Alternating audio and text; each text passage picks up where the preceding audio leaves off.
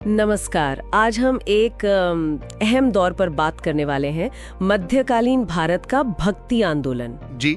ये मतलब एक ऐसी लहर थी जो करीब 7वीं सदी में दक्षिण से शुरू हुई और धीरे धीरे 17वीं सदी तक पूरे भारत में इसका असर दिखा। बिल्कुल। हमारे पास जो जानकारी है उसके आधार पर हम ये समझने की कोशिश करेंगे कि ये सब शुरू कैसे हुआ, इसके पीछे के मुख्य विचार क्या थे, कौन प्रमुख लोग थे और आखिरी में इसका नतीजा क्या निकला। हाँ, ये वाकई एक ऐसा समय था जब भारत में आप कह सकते हैं कि एक बड़ा धार्मिक और सामाजिक मंथन चल रहा था। मंथन, सही कहा। और भक्ति आंदोलन इसी उथल-पुथल का, इसी मंथन का एक बहुत महत्वपूर्ण हिस्सा था।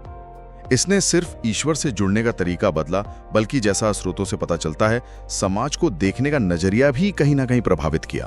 तो ये शुरू क्यों हुआ, मतलब क्या वजह थी?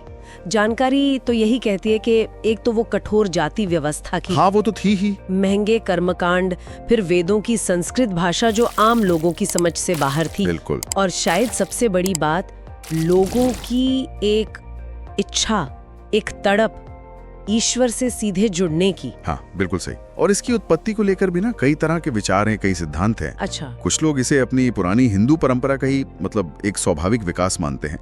जैसे मोक्ष के 3 रास्ते हैं ना, ज्ञान, कर्म और भक्ति। ठीक है। तो ये भक्ति मार्ग का विस्तार था। ठीक है। वहीं कुछ इतिहासकार इसे इस्लाम के आने की प्रतिक्रिया के तौर पर भी देखते हैं। हालांकि इस पर थोड़ी बहस है। हाँ, वो मैंने भी पढ़ा है। क्योंकि भक्ति रचनाओं में सीधे तौर पर यूं कहिए बाहरी खतरों से रक्षा की गुहार उतनी ज्यादा नहीं दिखती। हाँ, सूफी विचारों का असर जरूर माना जाता है। सूफी विचार कैसे? उनके उदार विचारों ने, ईश्वर प्रेम की सरल बातों ने शायद निम्न वर्गों को अपनी ओर खींचा होगा, और हो सकता है इसने हिंदू धर्म के अंदर भी सुधार की एक प्रेरणा जगाई हो। ये दिलचस्प है, अलग अलग प्रभाव।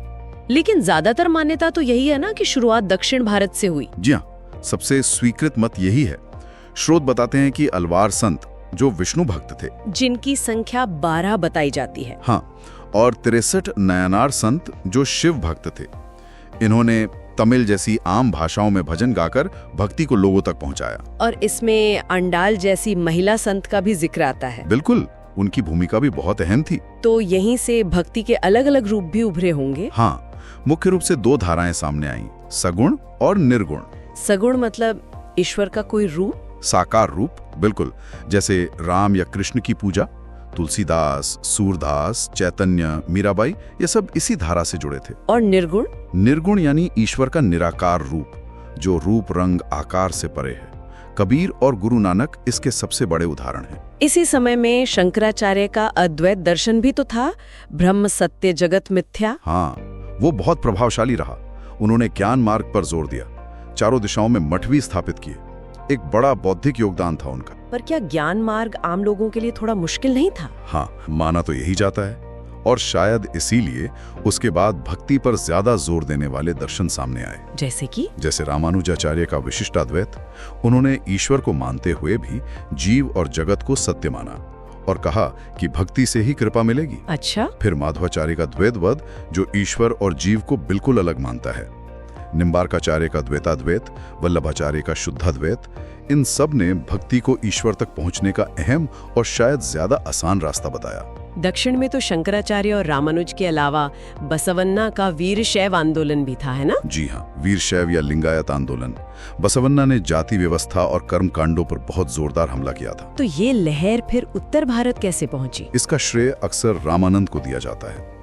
वो रामानुज की परंपरा के थे और कबीर के गुरु भी माने जाते हैं। सबसे बड़ी बात है कि उन्होंने जाति पाति का भेद नहीं माना, हर वर्ग के लोगों को शिष्य बनाया। कबीर जुलाहे थे, रविदास चर्मकार, धन्ना जाट, सेन नाई।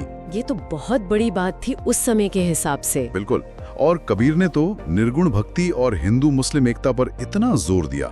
उनकी बातें उनके बीजक में जो संकलित हैं, आज भी उतनी ही मौजू लगती हैं। और पूरब में बंगाल में चैतन्य महाप्रभु। हाँ, चैतन्य ने कृष्ण भक्ति और कीर्तन को बहुत लोकप्रिय बनाया। वो हरे कृष्ण का संकीर्तन, उसने भक्ति को एक सामूहिक भावनात्मक अनुभव बना दिया। पश्चिम में मीराबाई का जिक्र आता है। राजस्थान में मीराबाई कृष्ण प्रेम में डूबी हुई, उनके पद आज भी गाए जाते हैं। और तुलसीदास जी को कैसे भूल सकते हैं, रामचरितमानस। हाँ, अवधि में राम भक्ति को घर घर पहुंचा दिया उन्होंने। महाराष्ट्र में भी तो एक अलग ही धारा चल रही थी। जी, महाराष्ट्र में महाराष्ट्र धर्म या वारकरी संप्रदाय, पंढरपुर के विठोबा की भक्ति। इसमें कौन प्रमुख संत थे? संत ज्ञानेश्वर, नामदेव, एकनाथ, तुकाराम, ये सब महान संत हुए। तुकाराम तो शिवाजी के समय के थे। उनके अभंग मराठी भक्ति साहित्य का अनमोल हिस्सा हैं। इन संतों ने मराठी अस्मिता को भी बल दिया होगा। बिल्कुल, मराठी भाषा और संस्कृति को इनसे बहुत बल मिला। तो अगर हम इसके असर को देखें, इस पूरे आंदोलन ने समाज पर क्या प्रभाव डाला? कई गहरे असर हुए। एक तो जैसा हमने कहा, इसने जाति व्यवस्था को चुनौती दी, समानता की बात की। महिलाओं की भागीदारी भी बढ़ी। अंडाल, मीराबाई, लल्लेश्वरी। हाँ, ये बहुत महत्वपूर्ण था। दूसरा, क्षेत्रीय भाषाओं का खूब विकास हुआ। संतों ने संस्कृत के बजाय आम लोगों की भाषा में उपदेश दिए। ब्रज, अवधी, बंगाली, मराठी, तमिल, इन सब का साहित्य समृद्ध हुआ। और धार्मिक स्तर पर कर्मकांडों का महत्व कम हुआ। उसकी जगह सच्ची भक्ति, प्रेम और आंतरिक ज्ञान पर जोर दिया गया। कुछ संतों ने हिंदू मुस्लिम एकता की भी कोशिश की। एक स्रोत में इसकी तुलना यूरोपीय पुनर्जागरण से भी की गई है। हाँ, की जाती है, लेकिन साथ में ये भी कहा जाता है कि शायद भारत में उस तरह का संरक्षण, मतलब राजाओं या व्यापारियों से नहीं मिला।